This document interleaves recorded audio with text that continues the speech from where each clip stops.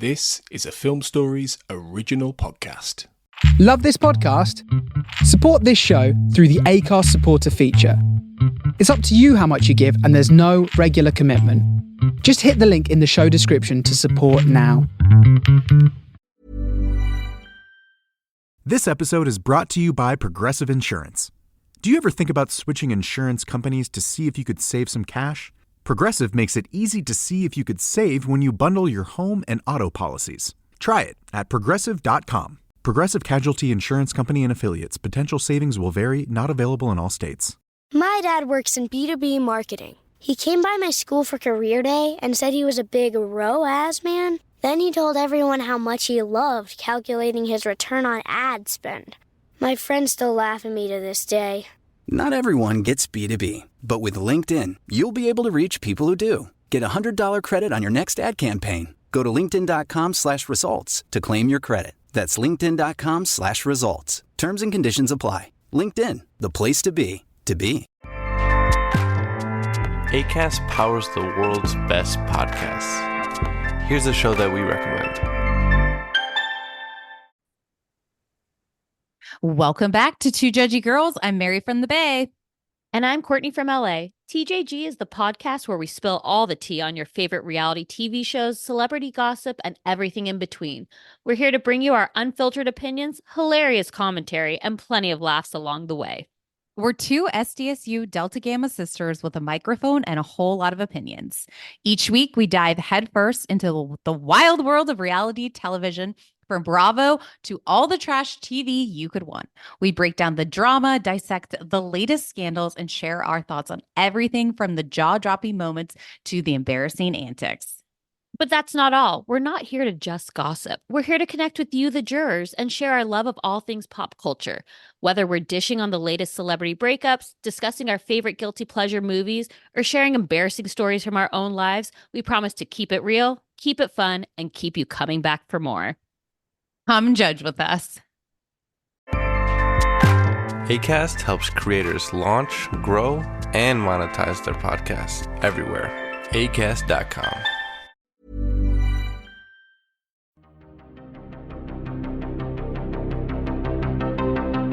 Welcome to Writers on Film, the only podcast dedicated to books on cinema.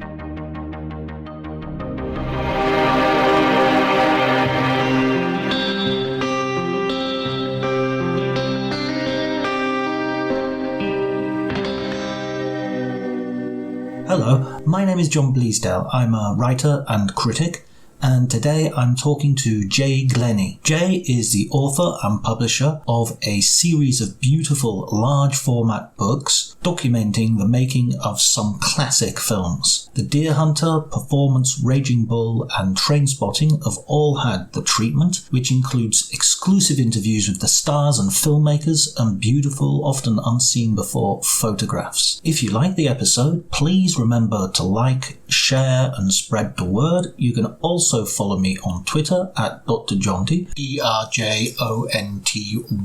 But before you do any of that, please enjoy the conversation.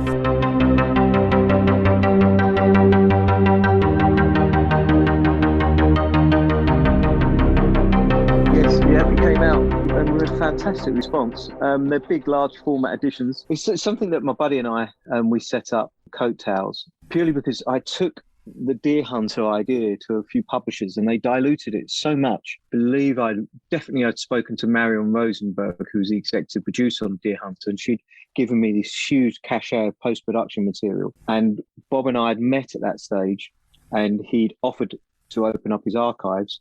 I don't think I'd gone. So I knew there was this wealth of material and I didn't want it diluted. And I think we're so used to seeing things on the internet now and on our iPads and such like, the tablets, we can blow up these images. And I've always found it a little bit frustration when you got these small books and you can't see the images very well. So I really wanted the books to be big, large format editions. And that's what gave birth to this little publishing company. We set it up and we're on our third book release now. Trainspotting comes in the summer, and then by winter we'll have Taxi Driver as well. How long have you been doing it for? When did you set it up? Yeah, about 2 years ago. And your first book was The Deer Hunter then? No, my first book would have been The Deer Hunter, but Performance came out before that. I sort of paused The Deer Hunter and because Mick Jagger was free. So I ended up interviewing Mick Jagger for Performance. And that came out. And then we got Deer Hunter out. And then when I presented Bob with The Deer Hunter, he came over to London Christmas 19 and he asked what was next. And I said, I'd love to explore Raging Bull. Lockdown happened.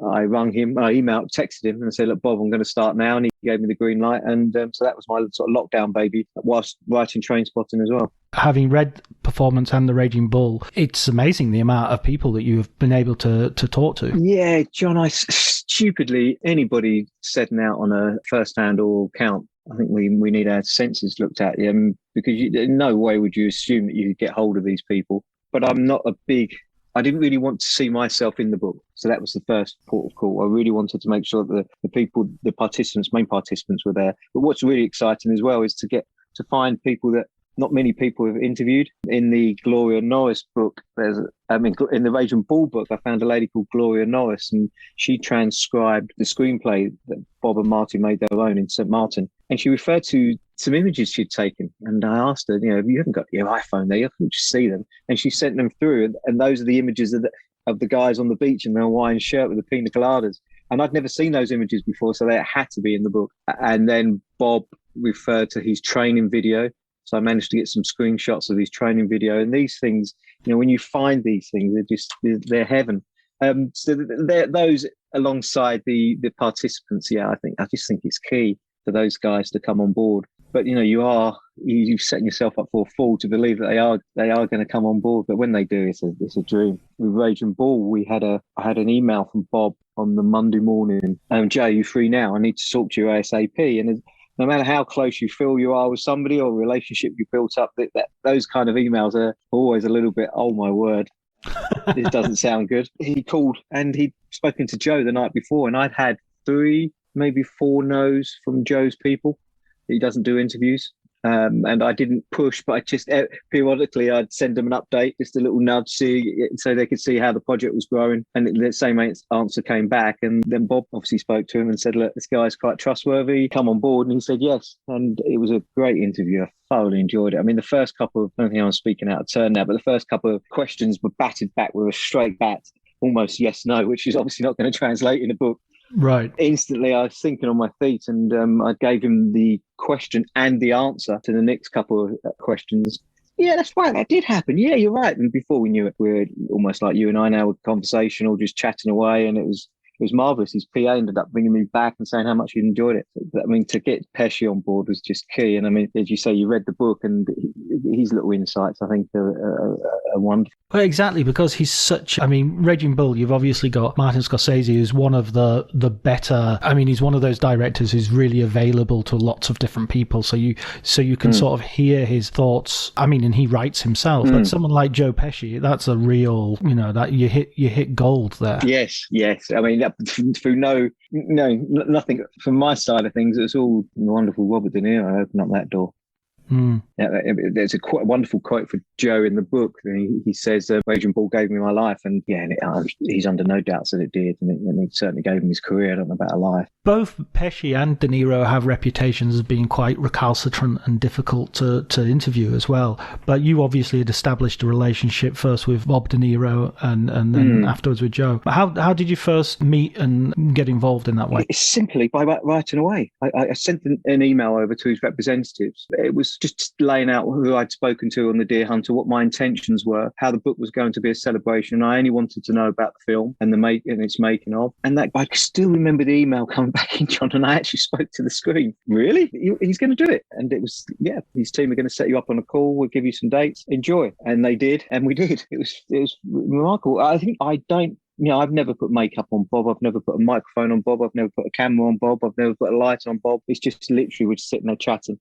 I then transcribe, I then send it back to him. He then comes back with some thoughts and expands. He's never once censored me. I don't recall. He has That's a lie, actually. He has on a couple of occasions because I've made him sound apparently like an English guy. Right. I've said something that was fantastic or that was wonderful, and he said, "Jay, I've never said that." I think you're making me sound like you now. And so yeah, he's got a little bit of that Essex isms in him initially. When we've managed to take those out, yeah, he's been nothing but friendly. I mean, I remember when Barry Norman interviewed him, and I think famously sort of walked out. And I've had none of that, Bob. We've got on really well, and he's somebody I consider a friend now. Which is, if you'd have told me a couple of years ago, I would have been amazed. If you'd have told the boy, Jay, my word, I mean, John, I made my mum buy me silk underpants for school because I heard that he'd worn them in New York. When you go to an Essex comprehensive school and you're getting changed for sports and pin down your shorts to reveal you've got silk underpants on, you need pretty broad shoulders. That's amazing. Well, was he then your sort of first point of contact when it came to deciding I want to do a film about I want to do a book about the deer hunter? Is he your entry into those movies? Yeah, more so than the directors. I went, yeah, it was instantly Bob. I don't know what it was. What was my first Bob film, Robert De Niro film? Do you know what I think? It was that new wave of British actors that came out when I was younger. So you got Tim Roth, Gary Oldman, and they were referencing him, and almost simultaneously we had the Mickey Rourkes and the Sean Penns in America, and they were referencing Robert De Niro, and that's how I would have got into Robert De Niro. And then I moved backwards, Marlon Brando, Montgomery Clift, and James Dean, much to my wife's disdain now, because we often have an 80s movie night, because I've missed all those 80s films because I was a pompous twit and didn't watch them because they didn't have De Niro or Penn or Dean or Clift in them. So the Back to the Futures I've only just recently seen, all these wonderful films that I've thoroughly enjoyed sitting down watching them, but I never got to watch them at the time because I was so, I was sort of filling my tanks up with all these wonderful actors. What got you into the idea of writing film books, and particularly this kind of making of book, which I personally, I absolutely love this kind of book. This is sort of like, there was a TV show, I can't remember what it's called now, but I think it might have been on the ITV, where they showed you behind the scenes of For Your Eyes Only and stuff like that. And I used to eat that stuff up as a kid. It was called Clapperboard or something like that. Okay. But I really love this. I'm the guy who watches all the DVD extras and all that sort of stuff. What drew you to this format? Very, very similar story, John. As young guys, if we went to the pub to watch the football, I go up to the screen at half time and listen to the half-time commentaries as they reevaluated the first half. My mates would be at the bar and I'd be listening to this because I was so interested in the process. I was always interested in what went behind the scenes, and that was the same thing with movies. I've always been. Hence, at the top of our conversation, I showed you how many film books I've got. It's always that process of how and why is almost as interesting to me as the film itself. I've always been interested. I got into writing TV formats, and I came up with an idea to look at British Oscar winners. We'd only just had our first daughter, and anybody who's got children would know you never wake up mum when we've got a young baby in the house to tell her you've got a great idea for a TV format. Top tip, don't do it. But I'd had a couple of Jack Daniels. It was very late, and I thought, God, that's a good idea. I could look at British Oscar winners. I wonder how many British Oscar winners got. This would be a good idea. And I started writing lists. Cut a long story short, I started interviewing loads of British Oscar winners. Nobody asked me where the interviews were going. I didn't know where they were going. I didn't know they were going to a book, TV show, whatever they were for. But no one's agents asked. Michael Caine had taught me to cook vine roast potato, interviewed Olivia de Havilland, all these wonderful people. Not one person asked me what was going with them. The three guys that won the Oscar for The Deer Hunter were three British producers, and their stories were sort of full of rancor and bitterness and falling out. And instantly my antennae went up. I thought, well, this is a bigger story than just their interviews. So I started writing away to Deer Hunter participants. And then a friend of mine, Steve Kirkham, had the rights to some images for The Man That Fell to Earth. I said, well, I know the producers of The Man That Fell to Earth, Michael Dealey, Barry Spikins, and John Peveril. How do you know them? And I told him the story. I said, well, I could interview them for the book if you want. And then it expanded in. I brought a school friend of mine in, Dal, and we sort of co-wrote this book together on The Man That Fell to Earth. So instantly, when that finished, I thought, well, I could do this similar kind of thing. And we've been interviewed by Jonathan Roth for The Man That Fell to Earth. And when he came out into the green room, he shook hands with everybody and he said to me, you, riding on the coattails of David Bowie, I'll talk to you later. And I remember thinking, coattails publications, that's a great idea. Because all my books are going to be riding on the coattails of somebody. That's what I call the company. That's literally as simple and easy and as naive as it was. I thought I'd set up a little company, sell them on the internet, make them limited edition to create that call to arms to get them quite quick. And a couple of years later, I still haven't had my bathroom decorated, much to my wife's disdain, because I'm piling money into creating books.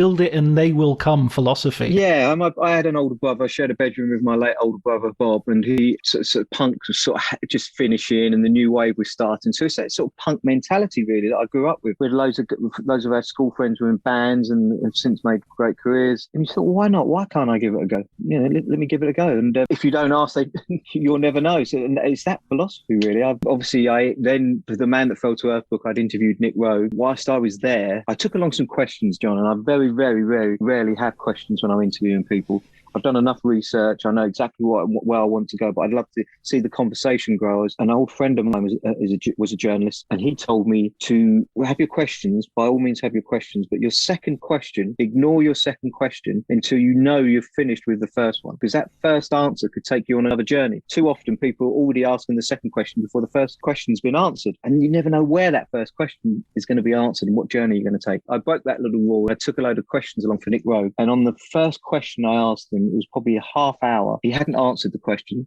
We were on a completely different tangent. I remember picking the questions up and putting them in my bag, thinking I'm never going to get these answers. And his wife came up with a tray of drinks and she said, Nick, are you behaving yourself? Jay, is he behaving himself? And I sort of looked at her and she could see that I wasn't really getting, and she sort of made him answer the questions, because the first thing he said to me actually was, I'm going to apologise for my grasshopper mind. And Nick Rowe, like his film Non-Linear, but I've got a grasshopper mind. And I had read that he didn't like talking about performance, but my naivety, not knowing what the rules were, I thought, well, I'm going to ask him. And sure enough, we did. And when I tell you what happened, John, I asked him what it was like to release a film and not have that instant recognition. And I didn't think he'd heard me. And he was obviously of an age, and I was going to commit the cardinal sin of re-asking the question again. And he had heard me, and he said so quietly, it's lonely. It's incredibly lonely. And my heart dropped. This was Nick Rowe telling me how horrible it was to release a film and not get the acclaim that you'd hoped you were going to get. And I remember walking out and I thought, I know what I'm going to do. I'm going to find out what filmmakers love him, and I'm going to ask them, would they contribute to the Man That Fell to Earth book? So I did. I found out that, the likes of Terry Gilliam loved him. Sam Taylor Johnson loved him, and I wrote away to them, Kevin MacDonald, and one of them was a producer, Sandy Lieberson, and he spoke about Nick, working with Nick on performance, what Nick was a lovely guy. And when I presented them with their books as a thank you for The Man Fell to Earth, Sandy and I started talking about performance. Could we replicate, could we do something similar? And he had this treasure trove of imagery, so I went down to see it, and it took an age to get it all digitalised, but it was well worth it. There's some tremendous artefacts in there, and I said, I'd love to do it, but I want to continue the sort of same journey. You're on board. I can go back to Nick. I want to see if Mick Jagger and James Fox had come on board. I wrote away and they both said yes. And which was remarkable. Because I think maybe they said yes because the film was held back for 2 years. So consequently, there wasn't a lot of press around the film as there was nowadays. And they'd never really had an opportunity to explain themselves and perhaps drill down into a few details. Nick never liked talking about it because he and Donald had fallen out. The press sort of gave him credit for it in Donald's eye. Had given Nick Rowe credit for performance. And that created a bit of rancor between the two of them. So Nick never liked talking about them. As I said, I didn't really understand that. And so I just ploughed ahead and asked him as many questions as I could get. No, I mean, a bit of fortunate naivety goes a long way. Yeah, I think sometimes I think if you know too many rules, you're bound by those rules, and that creates hesitancy. And I don't really like that. Why can't I? I'm going to give it a go. I'm going to have a go. And I've done that in a lot of different things. I couldn't write a TV format, but I came up with a few ideas, and I wrote some TV formats, and we sold them. And the TV shows got made. And well, okay. I went along to some meetings where I wanted to walk out because there's so many university graduates telling me that the shows were rubbish, and none of them had shows off the ground. I had. And it's the same with the books. Well, these books have been my lifeblood as I've been growing up. Why couldn't I see if I could write some books? I mean, I think Nick Rowe's one of my favourite directors. I just find him. And earlier you mentioned the sort of punk spirit, and performance is really on the sort of knife edge between punk and the 60s. Yeah. It's like with Chaz, the James Fox gangster character, you've got this real punkish aggression and everything. And then you have Turner, the Mick Jagger character, representing the 60s in its glorious excess and decadence. What appealed to you about the film? What was it? Do you remember like the first time you saw it? Yeah, I do. I went along to see The Hit, and I thoroughly enjoyed it. It blew me away, The Hit. So I went away to read as much as I could about The Hit and different interviews, and I kept seeing performance being referenced as an influence on the film. And then I found a cinema in London. I can't remember which one, but I remember it was pretty sleazy. And I shot along to watch it, and as I hoped it would, it just blew me away. It was like two films gelled together. I mean, the first half, you could see so many influences in that first half. And now going forward, you still can. When James Fox, when he smells the lawyer, you never smell anybody like that. And he said he wanted to get into the skin of what playing a chap would be.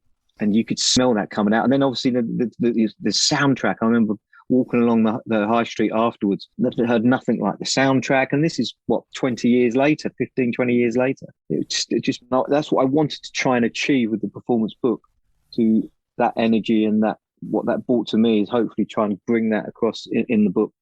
To hear James talking about it and to find somebody like Billy Murray, who'd started out in his career working on the film, and to hear all these great stories about the likes of Bindon. I mean, these guys were real hoods. There's a great story in the book that Billy Murray told me he didn't want to go out one night, and Bindon was saying, "No, you got to come out. You got to come out." And he went out for one drink because he wanted to take his career seriously. The Krays had put him through drama school. He felt he owed it to the Krays to make a career of a life in movie, whereas Bindon was sort of this wild card. So he went out. The following day, they were on set, and Bindon's come piling up to him with a matchbox, shaking the matchbox. And he said, "Yeah, Billy, you want to know what's in this?" And he said, "I don't really, John, I don't really." He said, "Yes, you do. Yes, you do. You want to know what's in this?" And he said, "Well, what's in it?" He said, "Well, ask Jimbo," which is James Fox. "And what's in the matchbox then, James?" He said, and Bindon had got into a fight and bitten off someone's finger and put it in the matchbox. And that was the night. That was that night. And when somebody like James Fox, who's this lovely, privately educated young guy who'd had all this lovely hilly hair, and he transformed himself into a chap. And I asked James as well, because the rumour was that he'd been out on a couple of gigs with the guys in the evenings, and he didn't allude to that too much, but apparently he did. He went out to a few of the chaps' excursions in the evenings just to get a flavour of it. And boy, that menace doesn't exude it. I found that just remarkable. And then when Sandy told me that the first choice for it was Marlon Brando, and they'd had meetings with Marlon in his hotel suite, and he was going to play an American gangster on the lam, and that sort of got pushed aside. That made it even more interesting. Here was a different story. Imagine how the film could have been made with Marlon Brando. It's just bizarre. Yeah, and Tuesday Weld as well. You bring up that she broke an ankle of why she was going to play the Anita character. It's just one of these fortuitous things, isn't it? Because now you just see that trio, and it is Anita, Mick, and James, and you couldn't imagine anybody else playing those roles. It's like Tom Selleck as Indiana Jones. Yes, they went in with this. Nick told me that they've gone into the film with a silly idea that Donald was going to look after the actors, and Nick was going to take care of all the aesthetics and the cinematography. That would be in his background, and instantly those fields were melded into one, and all became one. They realised that wasn't going to work. But I mean, just two directors on a film, you just can't. I mean, what we had? Guys and Dolls. Not Guys and Dolls. West Side Story, that's famously had two, but they fell out. It's just, I don't think they work. You need an auteur at the front, don't you? And Donald didn't have a great career thereafter, whereas Nick did, and that's sort of non-linear, what Nick became famous for. That's why Performance got sort of marked as a Nick Rogue film, which didn't sit well with Donald Cammell. Yeah, I mean, it's understandable, because if I watch Performance and Man Who Fell to Earth and Walkabout, back to back, I don't feel that there's a different creative voice there. It feels like all the same creative voice, even as diverse as those films are. Oh, I should just mention Chaps, just for listeners who are not au fait with sort of South London gangstas. Is a word that I didn't actually know it until I read your book, that this is something that the gangsters themselves would refer to themselves as chaps. Yes. Yeah, made men as they are in America, yeah, but chaps in London sells. Wise guys. And in fact, I've just done an interview with Glenn Kenny for Made Men, his making of yes. Goodfellas.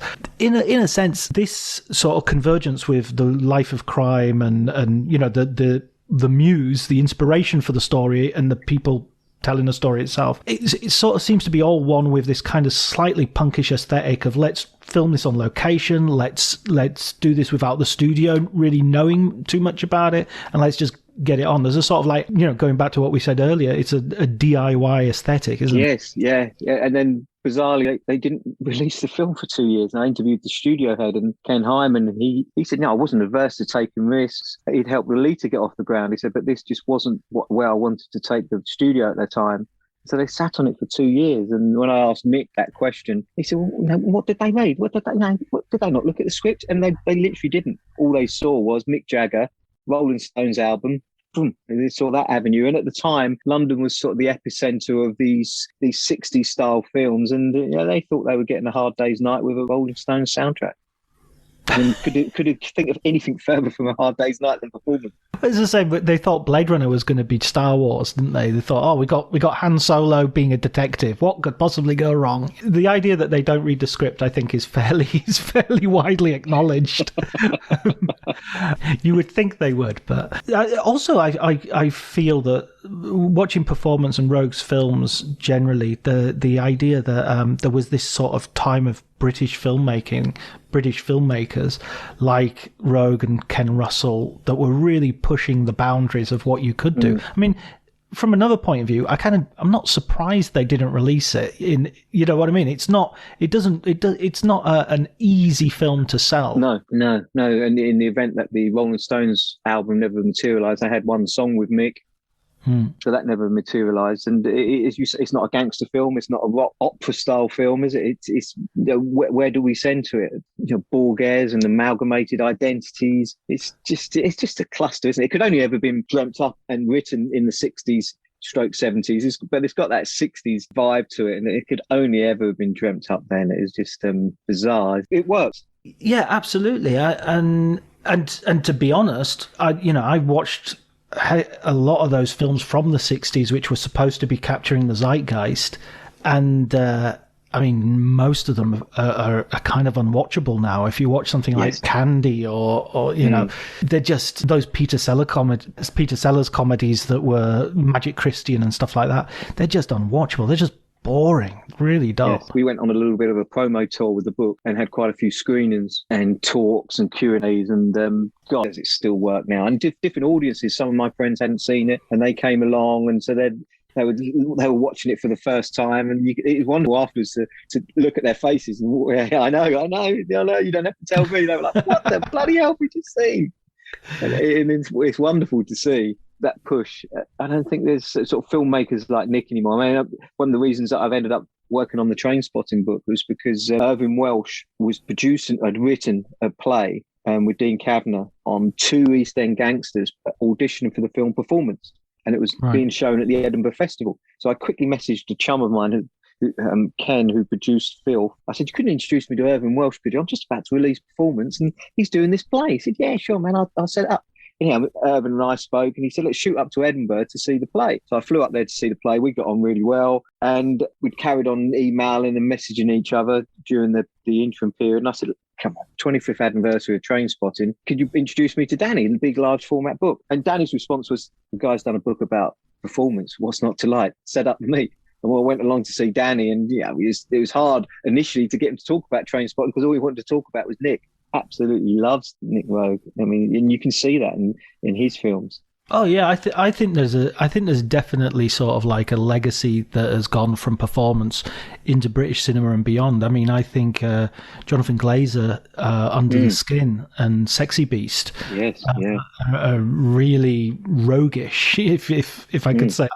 I mean, Sexy Beast with performance and Under the Skin with The Man Who Fell to Earth. I think they're really, I mean, the influence is really evident. Also, the point of sort of Mick Jagger being this being his first film role as well, and this was really the beginning of sort of pop stars going into movies. I mean, you'd had Elvis and you'd had Frank Sinatra, but this new generation doing sort of serious movies, not being like Elvis in a cowboy hat, Elvis as a racing driver, but actually playing something of a sort of more serious examination of what being a rock star was. Because Turner is a weird distillation of Jagger and other stuff, isn't he? Yeah, you had a bit of Keith Richards in there, you had a bit of Jones in there. No, how does he sort of view it now? Because you talked to him for the book. So yes, it did, and he mentioned those two, but he also mentioned that he put a bit of Donald Cammell in there, and he said, and ultimately, you're playing a little bit of a heightened version of yourself. By the time the film was released, the Rolling Stones had sort of moved away from being one of the great beat combos to one of the, if not the biggest rock group in the world. And he'd taken on that sort of persona of Turner. If you look at the pictures of when he started performance, he was still the sort of the 60s beat pop, if that's a term, pop star. And he turned himself into the biggest rock star in the world has ever seen, with bits of Turner into him. His hair had got darker, it got longer. So you could definitely see a little bit of the Turner influence in the Rolling Stone going forward. I mean, Keith apparently came down to the set, wouldn't come on, and wrote some of the great Stones songs because of his fear of Anita Pallenberg that he'd taken from Brian Jones, who was now in bed with his writing partner, Mick Jagger. And I asked Mick how method were the love scenes, and he was like, I'll let you do your research. And that's This episode is brought to you by Progressive Insurance. You chose to hit play on this podcast today. Smart choice. Make another smart choice with Auto Quote Explorer to compare rates from multiple car insurance companies all at once. Try it at progressive.com. Progressive Casualty Insurance Company and Affiliates. Not available in all states or situations. Prices vary based on how you buy. My dad works in B2B marketing. He came by my school for career day and said he was a big ROAS man. Then he told everyone how much he loved calculating his return on ad spend. My friends still laugh at me to this day. Not everyone gets B2B, but with LinkedIn, you'll be able to reach people who do. Get a $100 credit on your next ad campaign. Go to linkedin.com/results to claim your credit. That's linkedin.com/results. Terms and conditions apply. LinkedIn, the place to be, to be. As my poor Mick Jagger impersonation, but that was about as far as he dive into it. I interviewed a couple of the guys, the techs, the camera operator, and I asked them how method it was, and they said that was full on. It was what it was. It was real. Him and Nick were taking it in turns to take the camera underneath the bedclothes to film Mick and Anita, and they said it was just as there was two camps. There was a Peter Young, the 2 times Oscar winning set decorator. He said that the cool camp was down in the basement, and then the techs, the camera people, were sort of up there, but the cool camp was where you wanted to be. Right. And some of the guys, some of the chaps would come down, and Mick had offered them a toot. And they wouldn't have anything to do with that. No drugs. You didn't do drugs in them days in the chap world. But Mick was down there, and that was where Anita's sort of drug problem sort of started, really, during that period. Right. Yeah, absolutely. And they sort of ran wild from then on. So let's move on to the Deer Hunter, because this is a book and a film that had some controversy as well in its day. Not the book, but the film had some controversy as well in its day. How did you decide? How did you think? I'm going to do the Deer Hunter next? Yeah, well, that was the sort of first idea, really, and it all came about, as I said, from the producers, and their stories were so full of rancor. So that was sort of the bigger story. And we had some great archives given to me. And then Bob's encouragement behind the project and brought on Meryl Streep and Chris Walken. I'd already got to John Savage and Rutana Alder. And there was just 2 camps, John. There was the techs and the studio and the producers absolutely hated, and that's not too strong a word, absolutely hated Michael Cimino. The actors absolutely loved him. So there was definitely 2 camps there, because the actors were allowed that freedom that Michael Cimino gave them. They described it, so not my words, it's sort of Napoleonic tendencies of Cimino. It was a small guy, small in stature, but large in volatility. It doubled in budget. It was a $7 million film that escalated to $15 million. Michael Dealey could see the money pouring out, so he'd initially put John Peveril on. He then pulled John Peveril and sent Barry Spikins over to try and stop the money that was pouring out of their little studio. There was an hour and a half of a wedding before they even hit Vietnam. I mean,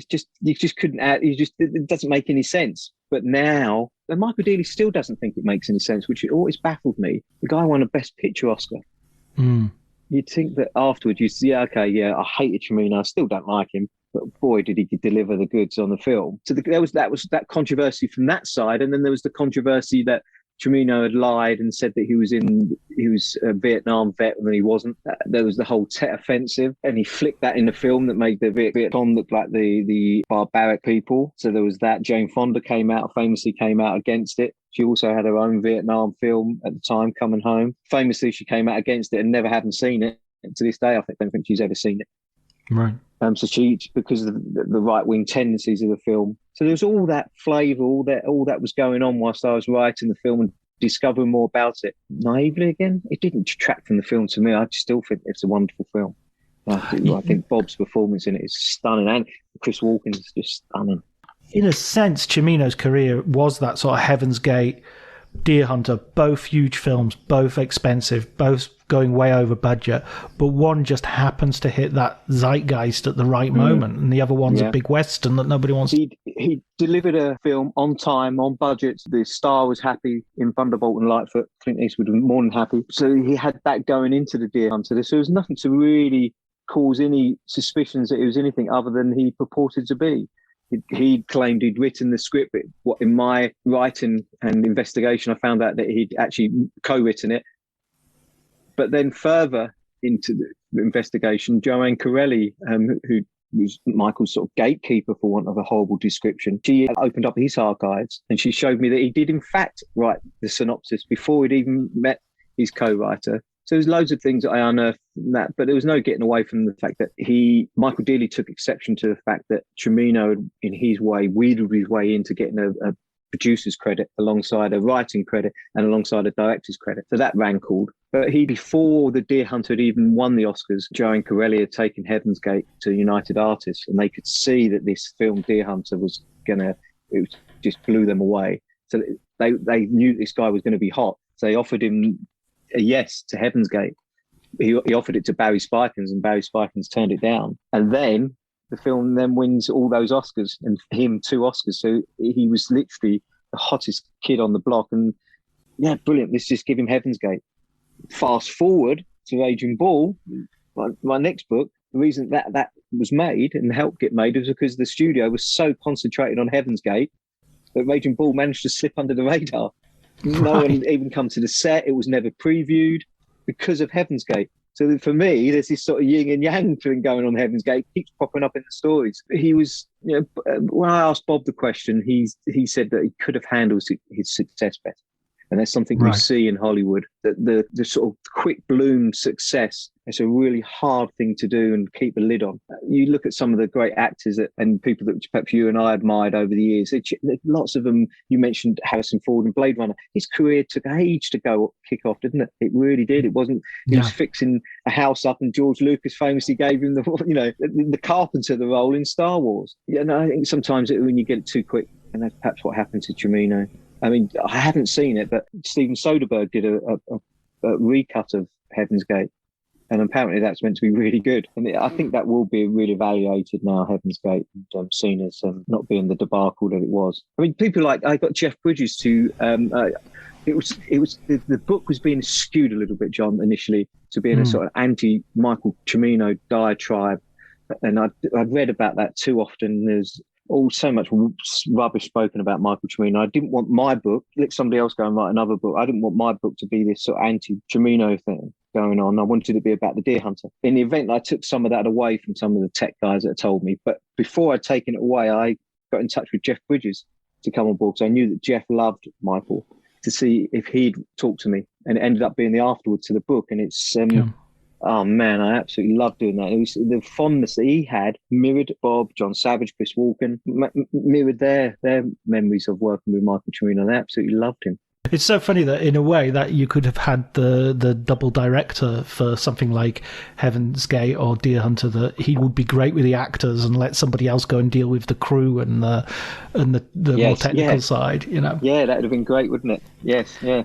If he had a Nick Rogue beside him. Moving on to Raging Bull, I mean, one of the things that I'm conscious of with Raging Bull is that you've got Scorsese sort of coming off quite a bad... He's coming off New York, and a fairly low point in his career. Also, I think health-wise, he wasn't particularly well. No. And Raging Bull, as you describe in the book, was really De Niro's pet project, wasn't it? Yes, yeah, I think that's why there wasn't a moment of hesitancy from Bob when I said I was going for it, and he said yes, because it was something that he really, really felt passionate about. And I think at the top of this, we spent, I think it was 6 seconds shy of 2.5 hours going over the manuscript just on one Zoom call alone, just working out, not censoring me, because he said that. Is that how Marty remembered that? And Joe said that. Oh, okay. And then Bob would give me a little bit more because of how they remembered. And it really was his passion project. He wouldn't let it go. I mean, he went away to make Deer Hunter, and the first person he called on was Marty to say, look, Marty, I'm going to go away to make Deer Hunter. This is not going to rock the boat for our plans for Raging Bull, is it? But Marty, when I said that to Marty, he said, I still wasn't interested. I had my own problems to deal with, which were coke, partying. He hated sports of any kind. When he said that when they went to St. Martin in the Caribbean, he was just, what? He never set foot on the beach. Bob would be out there every morning running. He took a chin-up bar with him. He was turning himself into a middleweight champion. And Marty said the only island I'd ever been to was Manhattan. I didn't want to go to any Caribbean, any beach. I hated it. Absolutely hated it. And that's where those wonderful pictures from Gloria Norris come from. They pushed him on the beach so he could go back, and they wanted to show Erwin Winkler that this is what we've been doing. We've been partying, which was nothing of the sort. They ended up rewriting Schrader's script. It's such a bizarre movie in the as you were saying, the studio's not paying much attention to it. They're looking at something like Rocky as the sort of template, and you get this black and white sort of examination of male angst and insecurity instead of a boxing movie, and a brilliant boxing movie at the same time. It's very much like The Godfather, isn't it? The real Marlon Brando. Godfather, you think of Marlon Brando. I think he was only on screen for a small portion of the film, wasn't it? I don't have the exact minutes beside me, but I know it wasn't long. It'll be 10, 15 minutes. Yeah, at least. Most, yeah, and then that's the same with the boxing in Raging Bull. It's 10 minutes of boxing. He told me that Marty told me that he told Norman Mailer that he wasn't going to have any boxing in the film. He said that was the state of my mind. That's where I was at the time, making a film about Jake LaMotta, and I'm not going to show any boxing. It just didn't interest me. Now it's incomprehensible, isn't it, John? Those boxing scenes are the greatest scenes of any sport, I think, in any film. It just took you inside the ring. He referenced James Wong and the famous cinematographer that he was on roller skates doing his, and what they done, they lengthened the ring, and you really do feel like you're inside there boxing with Bob. And another thing that Bob done, he told me, was that he had his boxing bag in the ring. So he'd literally be working out on that, working up a sweat. As soon as Marty shouted action, he'd move into camera and he'd be swathed in sweat, worked up, ready to go. When I went to his archives, there's a huge canvas, a Deer Hunter canvas. I wanted to get a picture of it just to see if it would work in the book. And as I was coming back down the steps, I saw the punch bag, and I looked at the archive and I said, is it? He said, yeah. I said, come on. And he let me have a little punch on it. And that was the punch bag, that Jake LaMotta's Bob's punch bag. Wow. That's also the beginning of that sort of method acting, immersion in a role and physically changing your body, which nowadays has almost become, something not necessarily common. Not everybody does it, but we've seen Christian Bale do it. We've seen Daniel Day-Lewis do it. We've seen Joaquin Phoenix do it in Joker. But I can't. Maybe you can correct me, but I can't remember many people doing it before the De Niro one, especially the gaining weight. Loads of actors, of course, get into shape for a picture, but the gaining weight was really extraordinary at the time, and even today, it's like unrecognizable. Yeah, he is. Yeah, and that's what I wanted to put into the book. That picture, there's a picture of Bob as Travis Bickle. So now you see him, this sinewy frame. So I wanted to show the reader this. So you've got Travis Bickle, and then you've got Jake LaMotta, this beautiful frame that most guys would absolutely die for a frame like Bob's, and to look as fit as that. And then to put your body through what Bob did, to go to France for 4 months. Initially, I'd read that he'd gone to Italy and France, and that wasn't the case. Bob told me, no, I wish I had gone to Italy because I could have eaten more. Whereas in France, the food was so rich, I could only eat one big meal a day because it was just so rich. Whereas if I'd gone to Italy, I could have ate more. Yeah. And he said, I had to feel what it was like. Out of breath, my thighs chafing, the sweat. I had to feel what that was like. And there's another great bit in the book that Marty told me that Erwin Winkler said that it was the only argument he's ever had with Bob in all their years of friendship at the weight game. And The Life and Death of Colonel Blimp is one of the great films, isn't it? And Marty said, look, I'm friendly with Michael Powell. Why don't we ask Michael about, how they did it in there? The fat suit. No, I'm not wearing a fat suit. Just have a chat with Michael. So they had a dinner party. Isabella was there. I think Hard Cartel was there. A few people were there. And early on in the meal, Michael Powell says to Marty, well, when's De Niro turning up? He's there. He's sitting next to you. He sat next to you for the early part of the evening. And he said, and that's why Bob is such a great actor. You don't even know he's in the room, and then he transforms. Right. right. Absolutely. There was even talk of filming the film during the day and then making it as a play in the evening, but Bob said that would have gone down the fat suit. And I just did not want to wear a fat suit. Right. I guess it's not for everyone. You shouldn't have to feel like doing that as a commitment, but it does stand out as one of those performances, and it's so physically it's so interesting. Yeah, I think so. I think with Gary Oldman wore the fat suit for the Churchill portrayal, and I think that's a bit different. Yeah, it's a bit because he was playing a character who we all know looks like that. I think what Bob wanted to show was the character in free fall.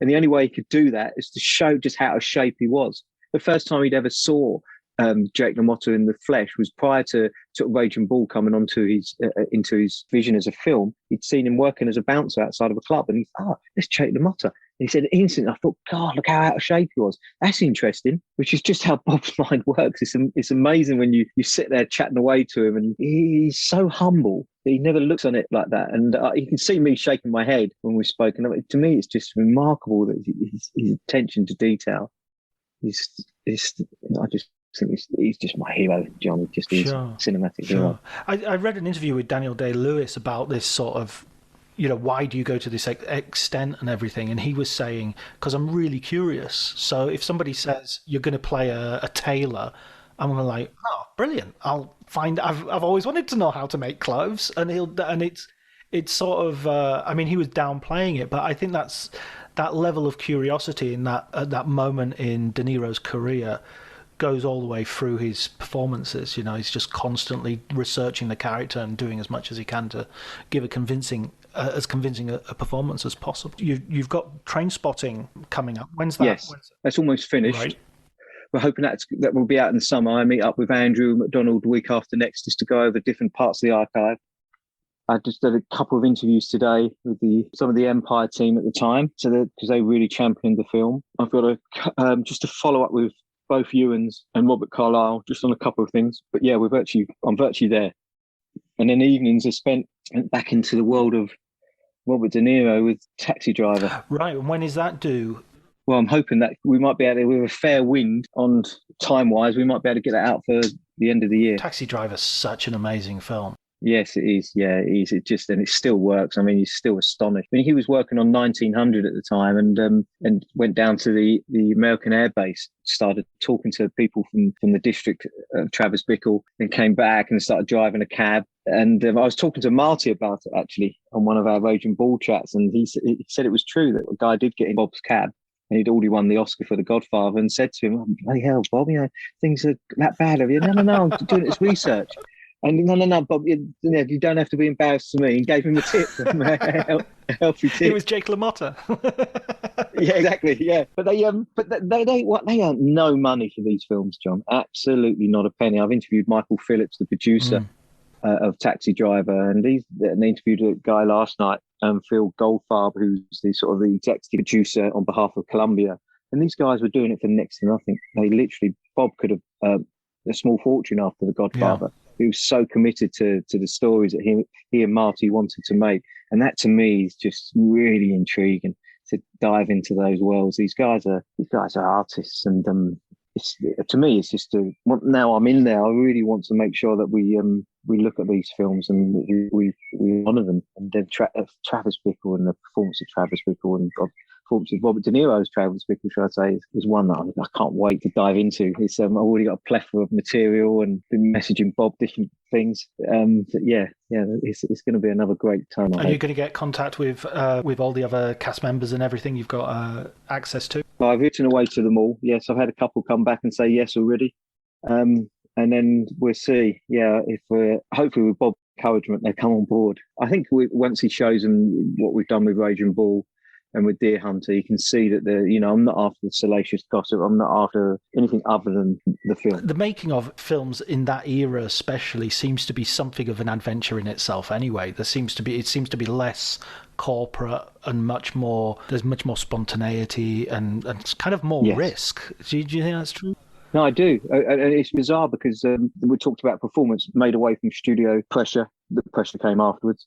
Raging Bull made away from studio pressure. The pressure came afterwards. Deer Hunter made in Thailand away from studio pressure. The pressure came afterwards. Taxi Driver made in New York away from studio pressure, but that pressure was coming. I learned some really, really interesting details from the two producers that I've interviewed already, and they both lied. Basically, they knew the film was never going to get made for the budget they were giving it to, so they had to lie. But it was, I think it was originally $700,000, went up to $900,000, then 1.3, and it came in at 1.7, 1.7 million for Taxi Driver.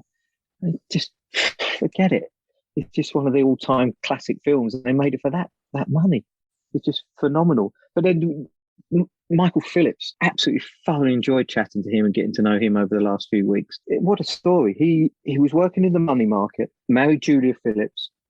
Julia Phillips had just started sort of working in the film industry in New York. She'd got friendly with an actor called Tony Bill. Tony Bill used to visit them in New York when he visited New York. And he said, there's a huge opportunity in Hollywood because all the guys are coming out of film school and they can't get an interview with a director or studio. Why don't we hang our shingle out and see if we can attract them? So they pulled their money, which come to the grand total of $3,500, pulled their money. Tony went back to Hollywood and hung their shingle out. First person through the door was this young guy who started pitching him a story. He said, no, hang on, I want to tape it. Taped it, he said, because I want to send it to my partners in New York. So the young writer now thinks, wow, these guys are huge players. They've got offices in New York. So he starts pitching this story.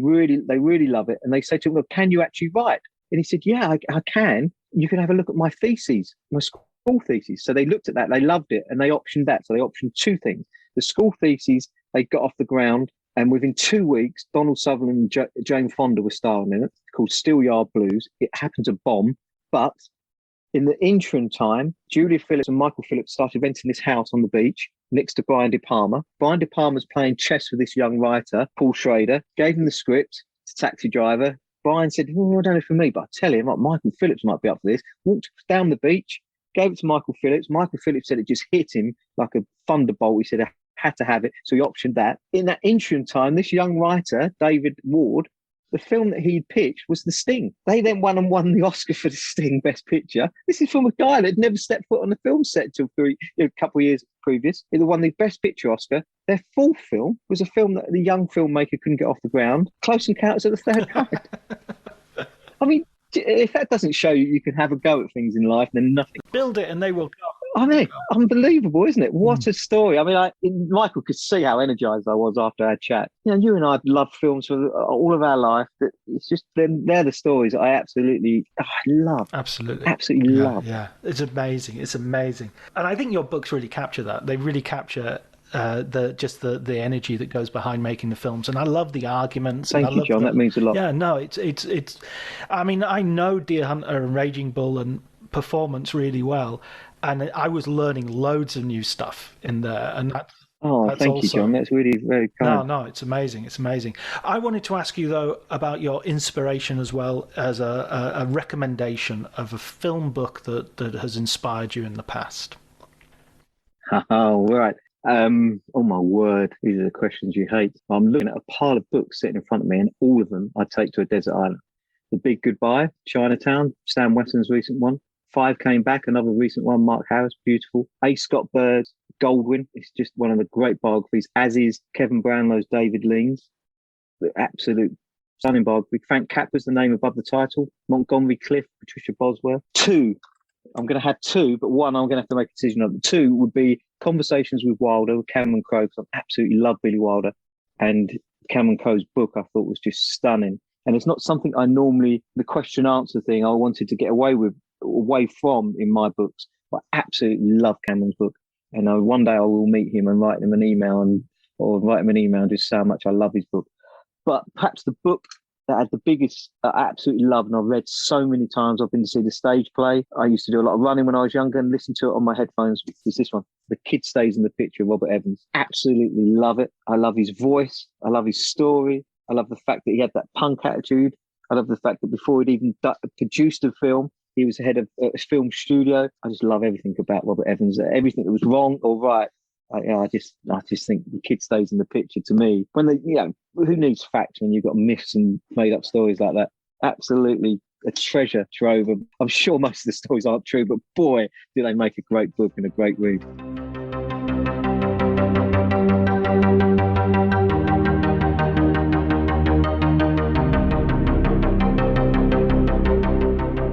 Okay, so that was my conversation with Jay Glennie, the author of the Making of Raging Bull book, as well as the making of Performance, The Man Who Fell to Earth, The Deer Hunter, and soon to be released Trainspotting, as well as at the end of the year, hopefully, his Taxi Driver book. So all those to look forward to. As you can tell, these are beautiful books. If you go to his site, Coattail Publications, you'll be able to see for yourself. And Jay has access to the most important people influencing the making of those films, filmmakers and stars alike. So thanks very much for listening. If you like the episode, please remember to like, subscribe, and spread the word generally. You can follow me on Twitter at Dr. Jonty, DRJONTY. Thanks also to Elliot Atkins for the music and Ali Harwood for the cover art. Until next week, please take care.